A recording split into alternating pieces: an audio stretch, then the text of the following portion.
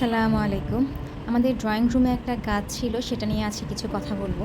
এই গাছটা indoor plant ছিল। আর এই গাছটার নামটা আমার এখন মনে পড়ছে না। এই গাছটার পাতাগুলো দেখেন কেমন শুকিয়ে এসেছিল। এটা আসলে গাছে মানে যার থেকে গাছটা আমরা নিয়েছিলাম উনি বলেছিলেন যে যেন আমরা পানি ৩-৪ দিন পর একদিন দেই। কিন্তু একটু বেশি পানি পড়ে যাওয়াতে গাছটা মরে গিয়েছে। গাছটা এখন আর নেই। গাছটা তখন আমরা একটু রোদে দিয়েছিলাম। বলেছিল কিছুদিন পর রোদে দেওয়ার জন্য, তো আমরা এই জায়গাটায় রোদে দিয়েছিলাম। আর এটা হচ্ছে আমার বাসার একটা ছোট্ট ভিউ দেখাচ্ছি।